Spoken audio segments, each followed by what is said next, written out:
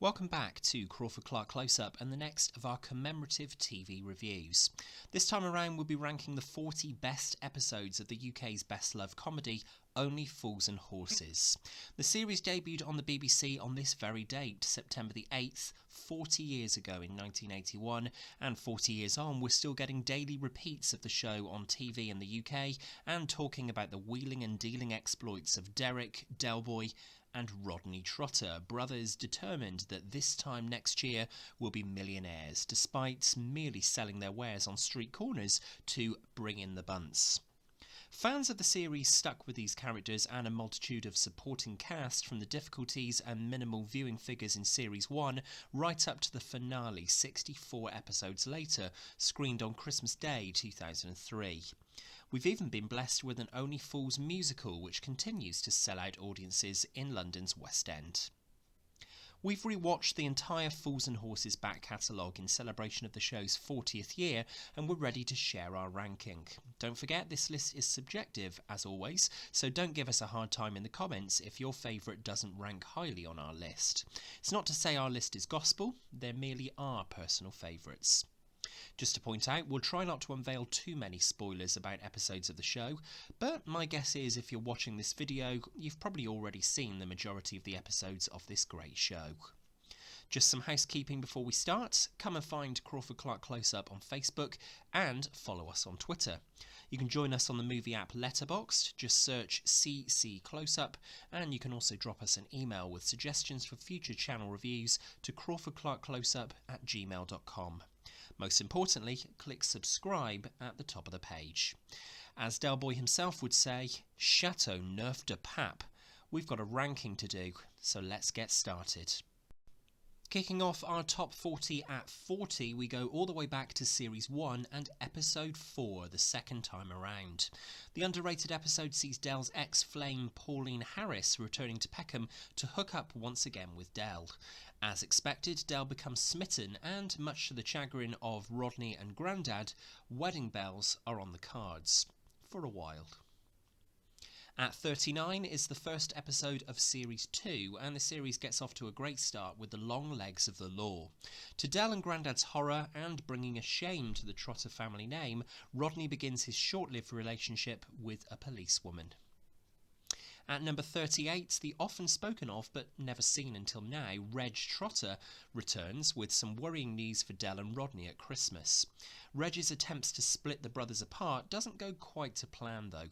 It's a great shame that this is the only episode to include an appearance from actor Peter Woodthorpe, as he plays Reg brilliantly, and you instantly think of him as a Trotter despite having never met him before now. An early standout episode of the show. Coming in at 37, It Never Rains.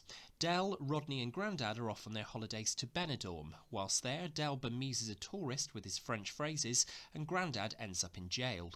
This is a great episode with plenty of laughs, and did you know, the crew ran out of budget to go to Spain, so ended up filming in a very cold Bournemouth in Dorset.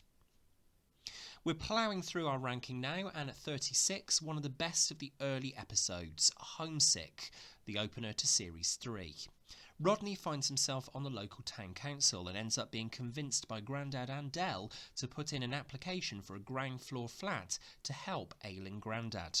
Things look like they're going well until Miss Mackenzie pays a visit to the flat and realises the truth. It's a funny episode that also includes a brilliant conversation between Rodney and Trigger about Rodney's name. At number 35, we return to the second episode of Series 7, The Chance of a Lunchtime, which sees Del invest in a consignment of national anthem playing doorbells, as well as helping Raquel audition for a play. The end of the episode is a great moment. Number 34, and Del's ex-business partner Jumbo Mills returns, offering Del the chance of a lifetime to pack in Peckham and emigrate to Australia to partner up in business again. It looks like this could be the end of Del and Rodney. That is, until Del decides to decline Jumbo's proposal. This is a touching episode that once again showcases Del's loyalty to his brother and to Trotter's independent traders. Did you know that David Jason was initially planning to leave the show in this episode, and the series would have continued with Rodney going into business with Mickey Pierce, until Jason decided to carry on with the show. It seems incredible to think what the series might have become had Del Boy departed. At 33, we go back to the middle chapter of the 1996 Christmas trilogy and the lesser of those 3 episodes. Modern Men sees Del reading up on the benefits of having a vasectomy. It's still a funny episode with some cracking dialogue, but doesn't quite reach the heights of Heroes and Villains or Time on Our Hands, despite the emotional ending where Rodney and Cassandra have a miscarriage. At 32, we go back to another Christmas special, this time Rodney Come Home, which sees Del interfering once again in trying to get Rodney and Cassandra's marriage back on track. This is another feature-length episode from the latter half of the show's history, and another great Christmas episode, not that it feels particularly Christmassy. Watch out for the look on David Jason's face, as he's clearly trying very hard not to laugh at Buster Merrifield's Uncle Albert and his delayed shock reaction to Rodney dating another girl. At number 31, we return to Christmas 2001 and the comeback episode after the Trotters finally become the millionaires they always aspired to be. Having won all the money and splashed their cash, John Sullivan decided, through enormous public demand, to bring the Trotters back down to earth by making them lose all their money and returning them to dire straits back in their old flats. The big question was, did they need to bring the series back after the brilliant ending to the 1996 trilogy? Well, if we didn't have this episode, we wouldn't have Rodney dressed up as Russell Crowe or Del Boy as a contestant on a game show with Jonathan Ross. Coming in at number 30, we've got a chronological episode. It's the penultimate episode of the show, the Christmas special from 2002, Strangers on the Shore. This is the episode which over time has become affectionately known by fans as Gary. It's arguably the funniest of the final 3 episodes, despite not having the emotionally satisfying conclusion of the final episode of the show, Sleepless in Peckham. At 29, we return to early Fools and Horses and Series 2's The Yellow Peril, and it's another dodgy painting job that Del is in charge of. Rodney discovers he's going to be painting the local Chinese, but discovers too late that there's something off with Del's consignment of bright yellow paint. At number 28, it's an episode that you might expect to be higher. Strained Relations marks the first appearance for Uncle Albert, as reality and comedy merge, with the episode focusing on the death of Grandad and the arrival of Uncle Albert. This is a hard episode to watch, as it's Grandad's funeral and the cast still had actor Leonard Pierce's own funeral in their minds whilst filming the difficult scenes. But writer John Sullivan brilliantly introduces the humour into the most unexpected moments, which gives the episode a chance to move away from complete sentimentality. At 27, and continuing with the Uncle Albert theme, we return to Series 4 with Hole in One.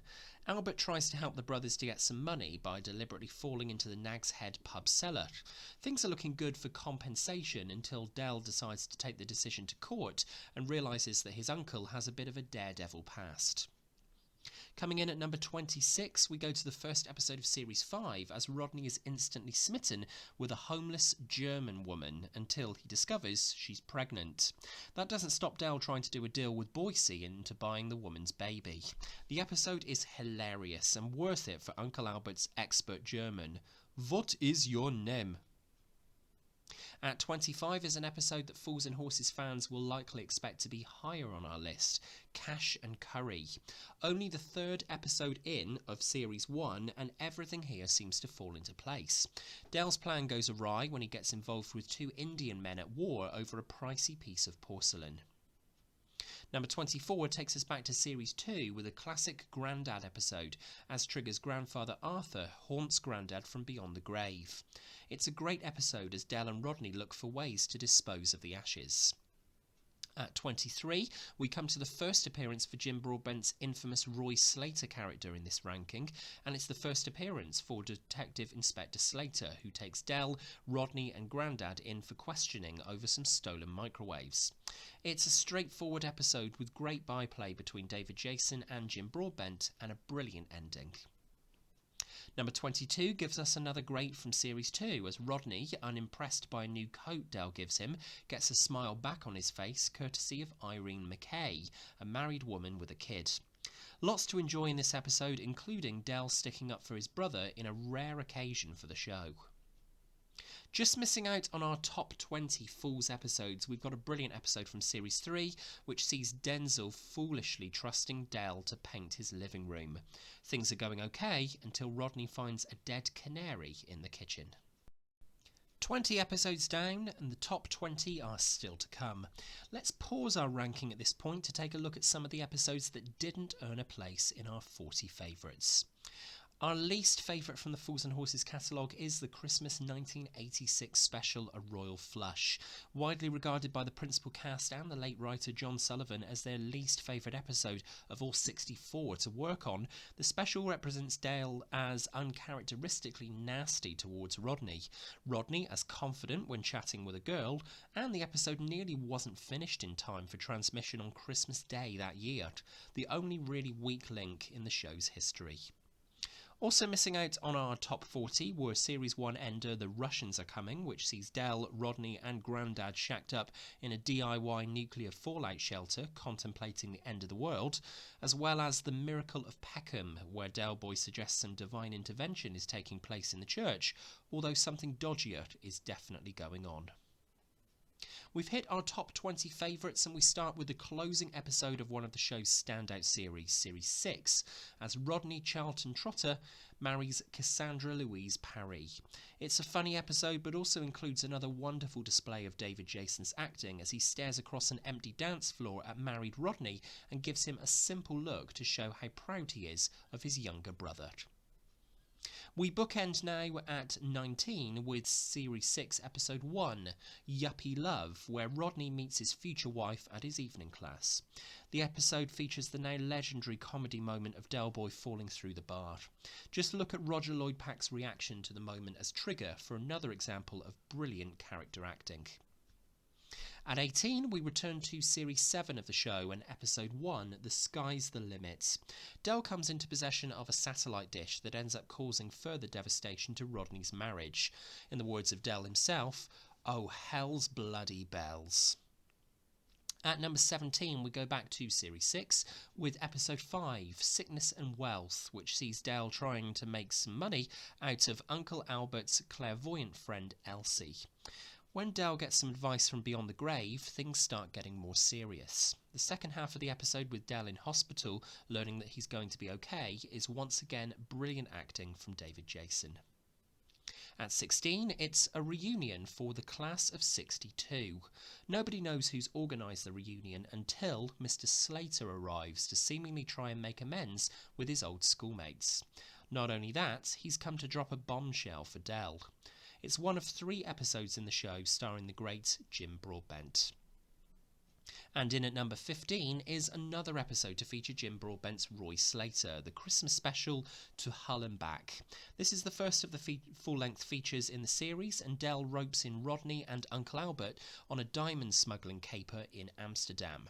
This is the first episode up to this point where Fools and Horses had gone out of the UK on location, and it's packed full of funny moments, despite not including an obvious studio laughter track. Number 14 is Series 7 Closer, the feature-length Miami Twice, Parts 1 and 2, which we're bunching together. David Jason himself revealed on UK television that this is one of his favourite episodes, and it's easy to see why. He gets to play himself, as well as a mafia don a la The Godfather, in an entertaining 2-parter, the second half of which, including the various attempts on Del's life, is consistently funny. At 13, it's time to meet Arnie and his consignment of gold chains in Chain Gang, an hilarious episode with a great performance in particular from Philip McGough as Arnie. At number 12, we have Series 5, Episode 3, The Longest Night, which sees Del, Rodney and Uncle Albert holding up in the manager's office of the local supermarket alongside gunman Lennox Gilby. The episode features the charismatic Vaz Blackwood in an early TV role in his career as Lennox, the elusive Shadow. Just missing out on a place in our top 10 favourites from Only Fools and Horses at number 11 is the episodes that's often atop fan favourite lists, Series 2's A Touch of Glass. Filled with brilliant dialogue and some excellent observational comedy, this is one of the best of the early series of the show, and nearly got Nicholas Lyndhurst the sack as he and David Jason struggled to hold in their laughter on set at the payoff with the chandelier. So our top 10 begins with Series 7's Stage Fright. This is the one with Tony and Raquel's disastrous double act. It's only when Dale realises that Tony can't pronounce his R's, a la Jonathan Wass, that things get really funny in this classic episode. At 9 is The Unlucky Winner Is. Rodney thinks his luck is in when Dell enters a painting Rodney painted whilst at school in a competition, Marble Arch at Dawn, only for Rodney to realise the crushing truth when they arrive on holiday that his painting won the competition in the teenagers category. It's an hilarious premise that Nicholas Lyndhurst plays to perfection as Rodney. Number 8 sees us remaining in Series 6, with Dale trying to dispose of a consignment of blow-up dolls that turn out to be factory rejects as they've been incorrectly filled with propane. Some of the best comedy comes from characters trying to hide or dispose of random objects, and this is the best example in this series. The episode is hilarious from start to finish, in particular when Dale has the inspired idea of dressing the dolls up in his mother's old clothes to get them from the flat down to the van without any neighbours getting suspicious. At 7, we've one of the show's greatest early episodes, Series 3's Friday the 14th, with the escaped lunatic played by the excellent Christopher Malcolm. The episode is one of the rare occasions for the early series of the show where the leads are out of the flat in a different location, and the episode is a real highlight, particularly for Dell and the madman's snooker game at the end of the story. Just missing out on a place in our top 5, we have Tea for 3, the one where Dell and Rodney try and one-up each other to try and impress a girl they both used to know, resulting in brilliantly funny results for both brothers, and another brilliant episode end. This was writer John Sullivan really firing on all cylinders to give us the best episode of Series 5 of the show. We've made it into the hallowed top 5 Only Fools and Horses episodes, and we start with the Series 2 cracker, A Losing Streak, where Dell and Boise go for broke in a game of poker. It's a genius episode with once again a killer ending and everyone on electric form. It's also our highest rated episode of the show, featuring the endearing late Leonard Pierce as Grandad. To emphasise just how great the feature-length specials of Only Fools have been over the years, our top 4 is made up entirely of seasonal special episodes. Our 4th placed episode is 1988's Dates, the one in which Dale decides to enrol with a dating agency and ends up meeting Raquel, the love of his life. The first episode appearance for the wonderful Tessa Peake Jones as Raquel, and also the one in which Rodney tries to impress the barmaid of the Nag's Head as a James Dean knockoff. This is a fantastic, memorable episode of Only Fools. Kicking off our top 3, we've got a die-hard fan's favourite, the first of the 3 Christmas specials of the show from 1996, where Del and Rodney are attending a fancy dress party and break down in their Reliant Robin. When they get out to check the car, they're dressed as Batman and Robin. The episode is one of the most consistently funny throughout, and a gang of robbers running away at the sight of Batman and Robin with the accompanying Batman TV theme is a perfect comedy moment. 2 episodes to go, and just pipped to the top spot in our ranking is Christmas 89's Jolly Boys Outing, an episode adored by the fans and by the cast and crew involved in its making. Everyone gives their all, and it's clear that the cast are having an amazing time filming this one. From a story standpoint, Del is reunited with Raquel, thus marking the true beginning of their relationship in the series. It doesn't feel like a Christmas special, but it's an essential episode of Fools and Horses nonetheless. 39 down and 1 to go. Everyone wants to see the underdogs succeed, so there can be no better true finale to Only Fools and Horses than the 1996 Christmas special's capper time on our hands. Del and Rodney discover they've been holding onto a marine timekeeper watch that's been lost for hundreds of years. Taking it to auction, the shocks on Del and Rodney and the fans' faces when they make £6.2 million and finally become the millionaires they've been promising each other from the start is a real lump in the throat moment. The episode marks the perfect rounding off of 15 years of the show, and at Christmas 1996, when the episode was aired on UK television, it was watched by a record-breaking number. The figure still stands up 25 years on as one of the highest rated comedy episodes of all time in the UK. It's funny throughout and heartfelt, and sums up why we fell for the Trotters and their wheeling and dealing in the first place. So that's the lot. If you've made it through the whole ranking, well done. Let us know your thoughts on the nation's favourite comedy and your ranking of the episodes, and don't forget to stay tuned to the channel for more videos coming up. Find us on Facebook, follow us on Twitter, and most importantly, click subscribe at the top of the page if you enjoyed this video. For now, happy birthday, Only Fools. Thanks for watching, and until next time, bonjour.